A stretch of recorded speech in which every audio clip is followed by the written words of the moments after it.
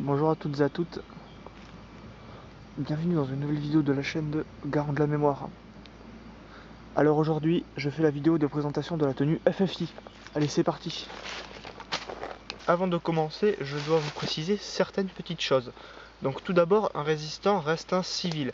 Malgré le fait qu'il défende son pays contre une invasion et contre un occupant, comme le ferait un soldat, il garde tout de même son statut civil. De ce fait, suivant le maquis représenté, la tenue variera plus ou moins.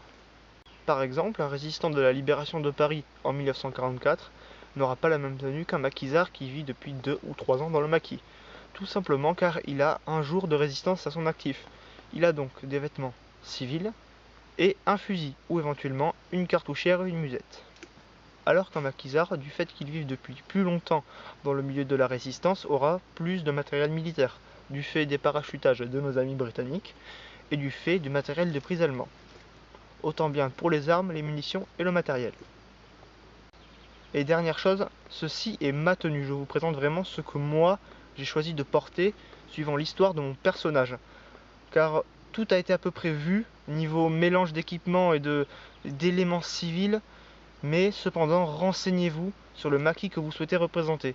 Un maquis en montagne n'aura pas les mêmes tenues qu'un maquis qui se trouve en périphérie d'une grande ville. Il vous faut donc extrêmement bien vous renseigner sur le maquis que vous voulez représenter, notamment avec des photos d'époque, éventuellement des vidéos ou des archives, ou encore mieux des témoignages. Dans l'histoire de mon personnage, celui est un ancien chasseur alpin qui, après la défaite de 1940, passe en résistance. Et j'ai donc au pied des brodequins modèle 1945, mais identiques à des modèles civils de l'époque. Ils sont cloutés dessous pour faire un crampon. Dans l'histoire de mon personnage, celui-ci est un ancien chasseur alpin, qui après la défaite de 1940, passe en résistance.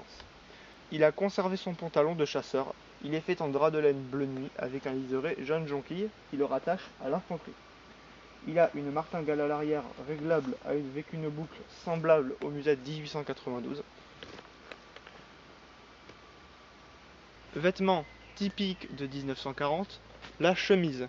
Ici, c'est une modèle civile en flanelle de coton. Elle a des carreaux bleus. Ce modèle de chemise est tellement typique qu'on pourrait presque dire qu'il est cliché pour du résistant. En guise de foulard, je porte ma cravate de campagne bleu roi 14-18. Les foulards étaient très souvent utilisés dans les groupes de résistants pour les distinguer d'un maquis à un autre. J'ai choisi de porter mon brassard du côté gauche, du côté du cœur. Ce brassard, c'est le modèle Alger, provenant des parachutages des Anglais. Mais cependant, énormément de modèles non réglementaires entre guillemets sont vus et fabriqués par les résistants eux-mêmes. Donc, vous pouvez fabriquer pratiquement tous les modèles de brassard que vous voudrez. Le plus souvent vu étant bleu, blanc, rouge avec la croix de Lorraine. C'est ici une fabrication maison. L'équipement sera la partie la plus personnelle de votre tenue, dans le sens où énormément de variantes ont été observées. Pour ma part, mon équipement se compose d'un ceinturon français de la Seconde Guerre mondiale, d'une Steilengranate allemande, d'un sac à pain allemand, d'une baïonnette allemande, d'une cartouchière de Kar 98K et d'une gourde modèle 35, héritage de mon passage au chasseur alpin. Dans le sac à pain, le résistant y mettait bien souvent des grenades et de la nourriture. La baïonnette de Mauser ne sera pas utilisée dans sa fonction première, c'est-à-dire mettre au bout d'un fusil, mais bien pour faire des éliminations furtives ou servir comme arme de secours, couteau pour couper la viande, etc. C'est ici une baïonnette originale, trouvaille de grenier dont j'ai refait le manche. La cartouchière présentée ici est une cartouchière de fusil Mauser. A l'intérieur, vous pourrez tout de même y rentrer des clips de 303 britanniques ou de 7 par 33, le 7 par 33 étant le calibre de recalibrage des fusils Lee Enfield. Coincée sous le ceinturon, la grenade à manche allemande, aussi appelée presse purée par les Français du fait de sa forme, la grenade allemande modèle 24, s'allume en dévissant un bouchon qu'il y a en bas du manche. Une petite boule en porcelaine attachée à une ficelle tombe, vous tirez dessus et à partir de ce moment-là, vous avez 7 secondes pour la lancer, avant qu'elle n'explose. C'est ici un modèle que j'ai réalisé en bois à l'aide d'un morceau tourné autour, que j'ai par la suite peint en noir et verni le manche. Dites-moi dans les commentaires ce que vous pensez de la qualité. Ma gourde est un héritage de mon passage au chasseur alpin. Celle-ci est une modèle 35, donc à un seul goulot, contrairement aux gourdes 1877 de la Première Guerre mondiale qui elle en avait deux, un gros et un petit. Cette gourde a une contenance de 2 litres. La sangle en cuir ayant cassé, je l'ai remplacée par une cordelette en coton sur le terrain. Élément incontournable et véritablement symbolique des chasseurs alpins, la tarte. Ici, c'est une tarte actuelle en feutre noir où j'ai par-dessus cousu une croix de Lorraine en feutrine rouge. Cette tarte est certes d'aujourd'hui, mais ressemble comme 2 gouttes de schnapps à un modèle de l'époque.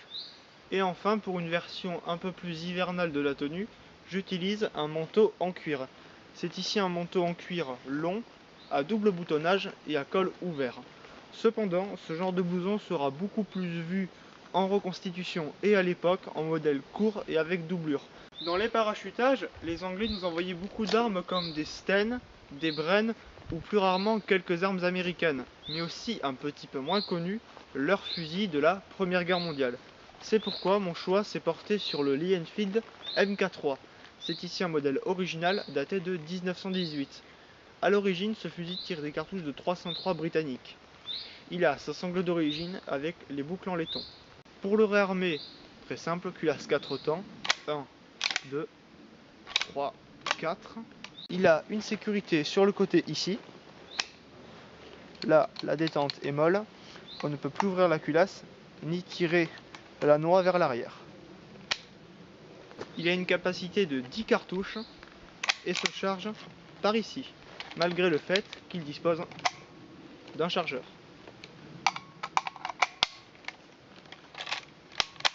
Cette vidéo est à présent terminée, j'espère qu'elle vous aura plu.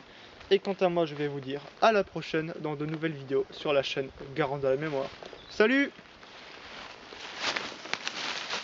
Putain de merde!